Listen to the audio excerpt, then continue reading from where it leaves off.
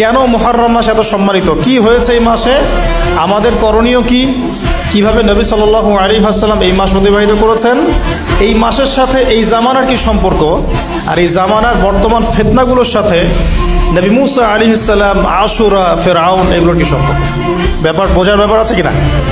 আচ্ছা, একটু বোঝার চেষ্টা করুন, আল্লাহর রাস্তায় একটু মনোযোগ দিন। দেখুন, প্রথমে বলে নেই যে এই মাসে নবী সাল্লাল্লাহু আলাইহি ওয়াসাল্লাম কি করতে বলেছেন আমাদেরকে। আমরা এই মাসে অনেক কিছু করি, কেউ বুঝে করি, না বুঝে করি।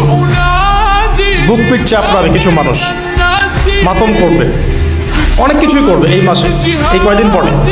নবী সাল্লাল্লাহু আলাইহি ওয়াসাল্লাম কি করেছেন?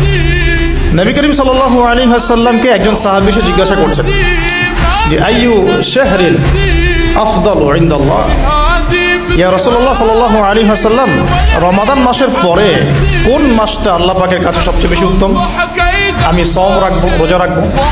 নবী করিম সাল্লাল্লাহু আলাইহি ওয়াসাল্লাম বলছেন যে তুমি যদি রমাদান মাসের পরে অন্য কোনো মাসে সওম রাখতে চাও, ফাসুমু শাহরা মুহররম, তোমরা মুহররম মাসে সওম রাখো। কারণ এটা হচ্ছে শাহরুল্লাহ, এটা আল্লাহ পাকের মাস। এটা কার মাস? এমনিতে তো সব প্রতিটা দিনই আল্লাহর, প্রতিটা রাতই আল্লাহর, তারপরে আলাদা করে স্পেসিফিকলি বলা হচ্ছে মুহররম হচ্ছে আল্লাহর মাস, মুহররম হচ্ছে আল্লাহর মাস। অতএব রমাদান মাসের পরে তোমরা যে মাসে বেশি বেশি রোজা রাখতে চাও সেটা হলো মুহররম মাস। আমরা কি আমাদের আমল পেলাম?